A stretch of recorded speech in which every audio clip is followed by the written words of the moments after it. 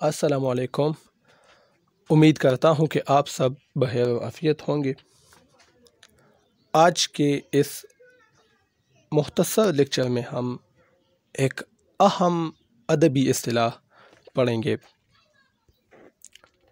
عرفیت۔ یہ ایک اصطلاح ہے، ایک ٹرمینالوجی ہے اردو ادب کی۔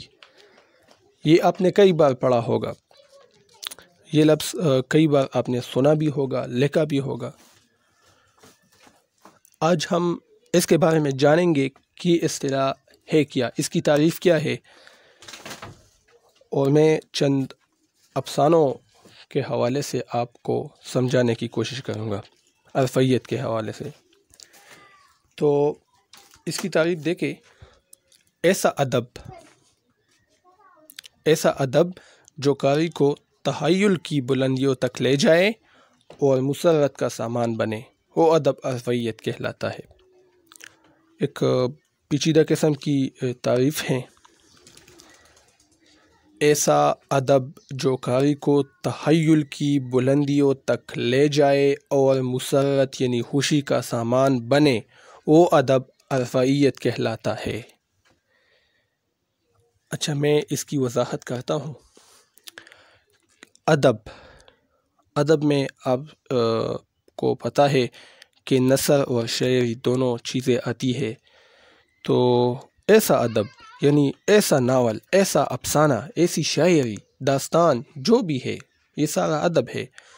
تو ایسا ناول یا ایسا افسانہ جو قاری کو تخیل کی بلندیوں تک لے جائے، یعنی انسان کو کسی خیالی دنیا میں لے جائے اور مسرت کا سامان بھی بنے، یعنی پڑھتے ہوئے قاری کو مزہ بھی آئے، ایک لطف اندوزی بھی اس کو حاصل ہو، ایک لطف پڑھنے والے کو حاصل ہو، تو ایسا ادب عرفیت کہلاتا ہے۔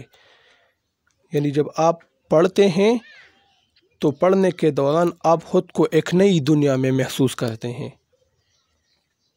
ایسی دنیا جو آپ کی وہم و گمان میں بھی نہیں ہوتی۔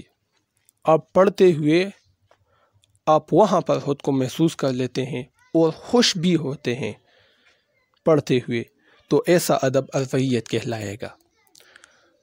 اس کے لیے آپ کو میں چند افسانوں کے نام بتانا چاہتا ہوں، اس کو پڑھیں، بہترین افسانے ہیں۔ ایک تو آپ وہ بھی پڑھیں گے اور ساتھ ساتھ آپ کو عرفیت کی یہ اصطلاح یہ بھی آپ کو مزید واضح ہو جائے گی، آپ اس کو مزید اچھی طرح سمجھ پائیں گے، تو ایک تیر سے دو شکار ہو جائیں گے۔ نیاز فتح پوری کا ایک افسانہ ہے، 2 گھنٹے جہنم میں، 2 گھنٹے جہنم میں، نیاز فتح پوری کا افسانہ ہے، یہ آپ ضرور پڑھیں۔ اس میں آپ کو نیاز فتح پوری جہنم کی سیر کراتا ہے، وہاں پر فرعون ہے، غالب ہے، سب سے ان کی ملاقات ہوتی ہے، وہاں کے حالات کیا ہے، ان لوگوں پر کیا گزرتی ہیں۔ آپ جب پڑھیں گے تو آپ کہیں گے کہ واہ، کیا ہی خوبصورت انداز میں انہوں نے لکھا ہے۔ تو جہنم میں آپ کو لے جاتے ہیں، ایک نئی دنیا میں، اور آپ خوش بھی ہوتے ہیں جب آپ پڑھتے ہیں۔ یا سجاد حیدر یلدرم کے افسانے پڑھے، خارستان، گلستان، یہ افسانے آپ پڑھے، گلستان، خارستان، بہت ہی خوبصورت افسانے ہیں۔ غرض رومانویت پر مبنی جتنے بھی افسانے ہیں، رومانوی تحریک کے زیر اثر جتنے بھی افسانے لکھے گئے، جتنا بھی ادب لکھا گیا، وہ عرفیت کا حامل ہے، اس کو ضرور پڑھے۔ تو یہ ایک مختصر سا لیکچر تھا، ایک اصطلاح کی وضاحت کی۔ امید کرتا ہوں کہ آپ اس کو سمجھ چکے ہوں گے۔ اسی کے ساتھ مجھے اجازت دیجیے، اللہ حافظ۔